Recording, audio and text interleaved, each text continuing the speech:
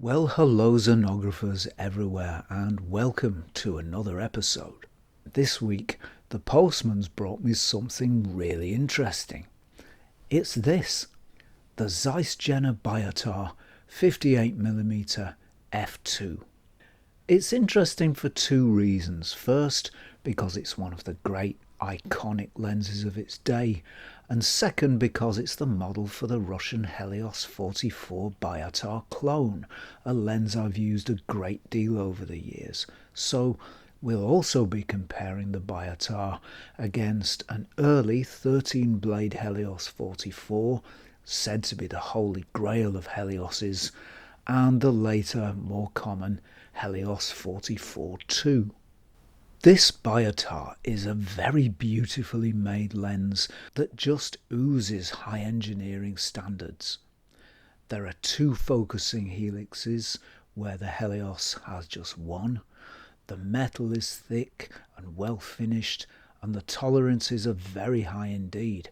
There's nothing loose or sloppy on it at all. It's built with the precision of a rifle, and in fact it's one of the best made lenses I've seen.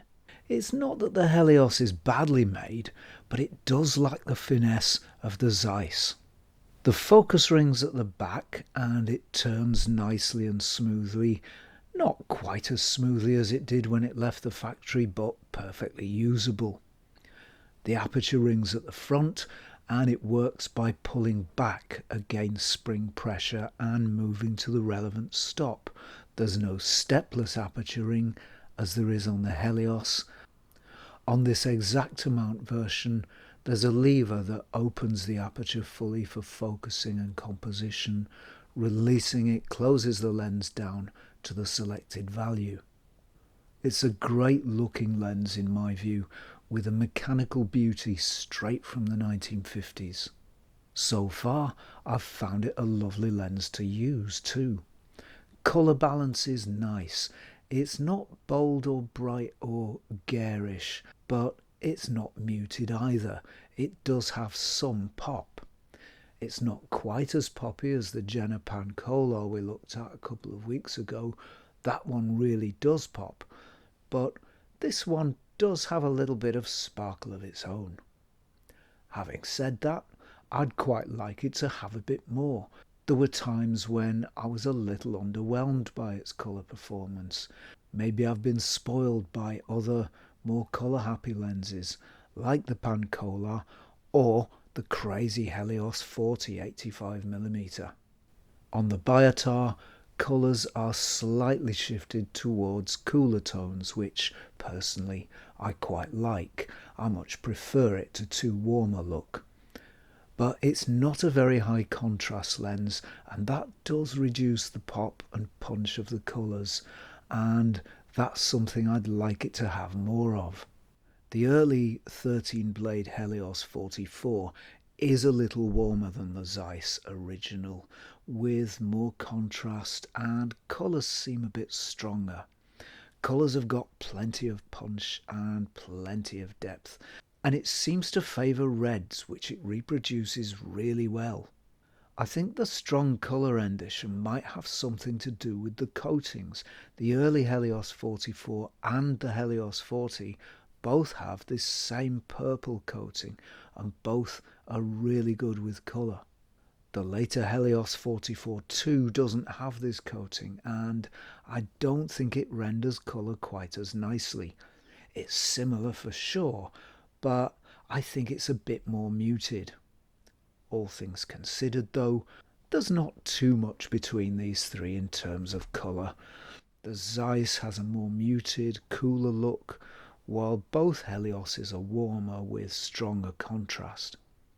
The early Helios has most punch, and I think for that reason it's the winner in the colour department. It's a similar story with black and white images too. All three lenses produce punchy black and whites with good tonal range, although because of its stronger contrast, for me the early Helios comes out slightly ahead here. As far as background blur goes, all three lenses, as we might expect, are broadly similar, but there are some subtle differences. Shooting close and wide open at f2, all three lenses give us plenty of blur. Soft, dreamy and creamy, melty and magnificent. Shapes in the background melt and meld into each other, and there's nothing left but clouds of blurry softness that make images dreamy and beautiful. There's no hint of roughness or harshness. At this range, blur is uniformly smooth. Blur in the middle distance is generally pretty nice from the Biotar, although it can get a little busy at certain distances. This is a common feature of most vintage lenses I've used, and it's by no means unique to this one. Both Helios lenses display this effect too. In fact, it seems a little more pronounced in these lenses.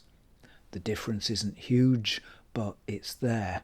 Roughness seems a little rougher, harshness a little harsher, and that blur in the middle distance is, at least to my eye, a little more nervous and busy.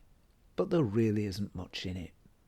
All of these lenses will give you some swirl in the right conditions, and while it's not everyone's cup of tea, personally I rather like it, and I think it adds a little magic to a shot.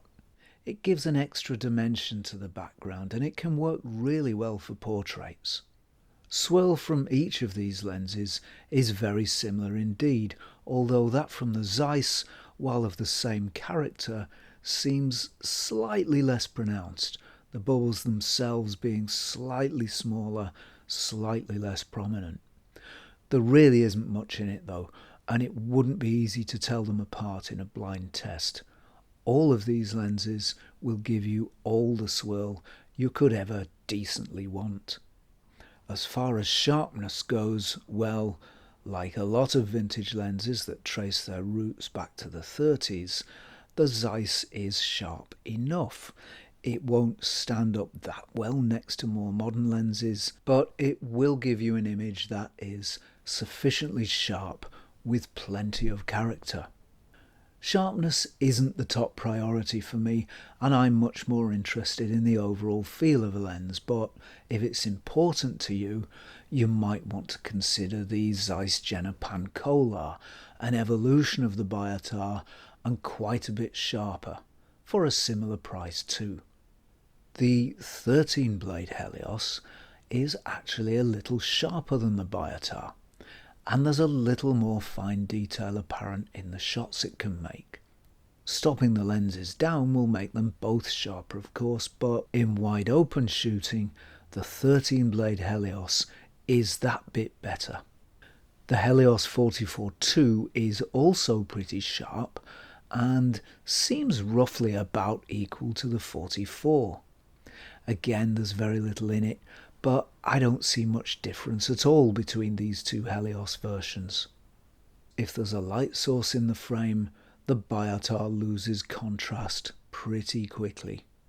It will give you some lens flares, but it doesn't seem particularly keen to do it, and the best I could get out of it were some fairly small reflections off the elements, which is pleasing enough.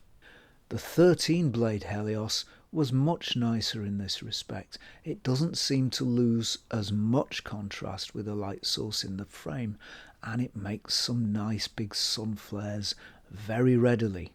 The Helios 44-2, like the Biotar, seemed reluctant to make big flares and contented itself with smaller versions. All the lenses make nice sun stars when stopped down. I think though that those from the 13-blade Helios are the nicest against those from the 10-blade Biotar and the 8-blade Helios 44-2. There's no doubt that the Biotar is one of the great lens designs, and as I understand it, the basic design is still used to inform lens design today. But if you want a vintage version, should you go for the original from Zeiss for around £120, the early Helios 44 with its 13 blades for around £50 to £70, or the 8-blade Helios 44-2 for around £30 to £50? Well, of course, It depends on what you want. If you want something that's exquisitely engineered, the genuine article with the signature cool tones of Zeiss, get the Biotar.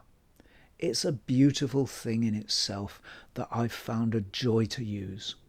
If you want a really good Biotar formula lens though, with good sharpness, punchy colours, the best contrast of the bunch and some very cool sun flares, get the 13 blade Helios 44.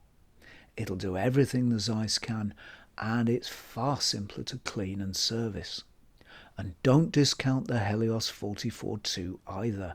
I've used these lenses for many years and I've been very happy with them. They'll do almost all the 13 blade version does for a much lower price. So, that's it from me for now. Don't forget to like, subscribe and ring the bell before you go. And if you like this channel and want to support it, you can now do so on Patreon. Happy Christmas everybody. Thanks for watching, and I will see you next time for a spot more Zenography.